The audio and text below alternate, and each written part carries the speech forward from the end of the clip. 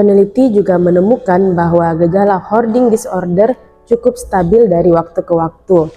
Artinya, apabila seseorang mengalami hoarding disorder, kemungkinan besar akan terus berlanjut meskipun gejala depresinya sudah membaik.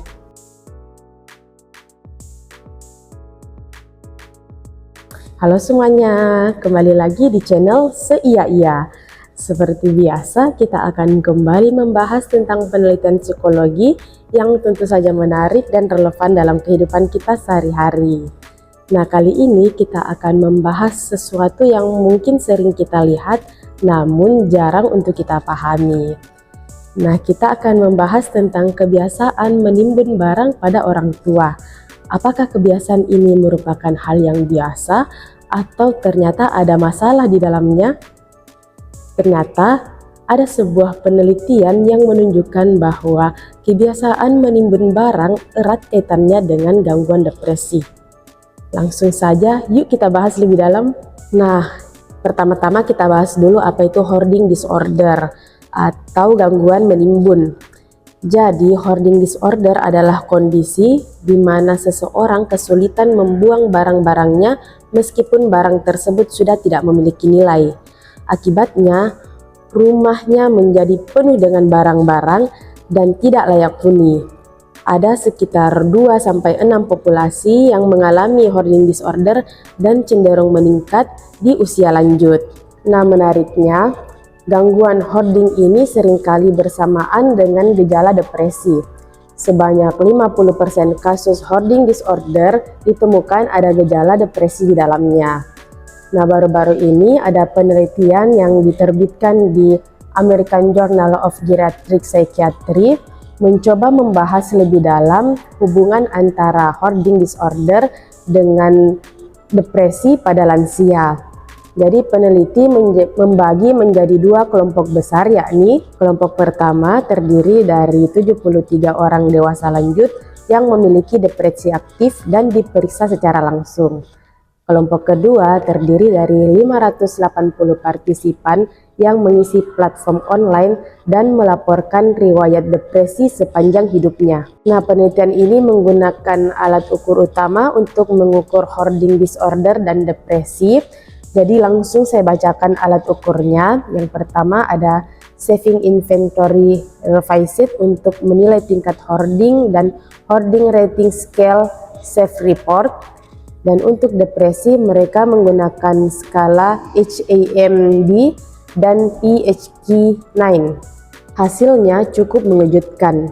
Pada kelompok depresi aktif sebanyak 30% menunjukkan adanya gejala hoarding disorder.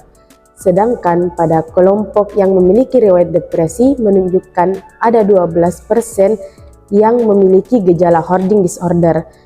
Hal ini jauh lebih tinggi dibanding prevalensi populasi pada umumnya, yakni hanya sekitar 4-7%. Peneliti juga menemukan bahwa gejala hoarding disorder cukup stabil dari waktu ke waktu.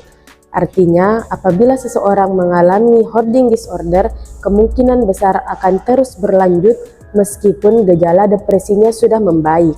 Nah, ada beberapa poin penting yang bisa kita ambil di penelitian ini. Pertama, pentingnya screening hoarding pada lansia yang mengalami depresi. Jadi, apabila ada di sekitar kita lansia yang mengalami depresi, ada baiknya kita amati pula apakah lansia tersebut juga mengalami gejala hoarding disorder.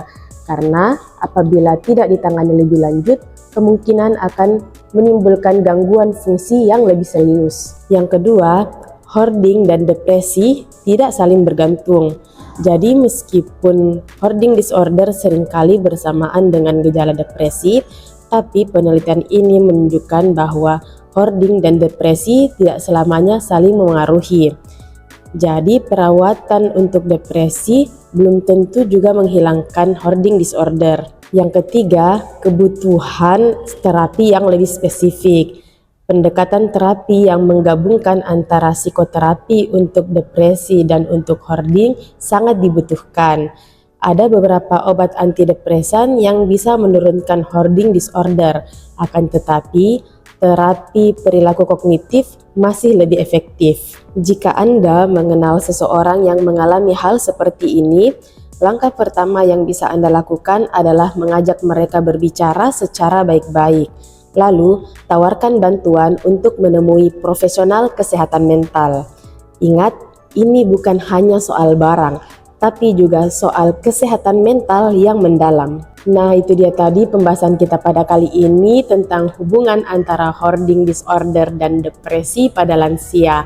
Jangan lupa like, comment, and subscribe, dan sampai jumpa di video berikutnya. Dadah!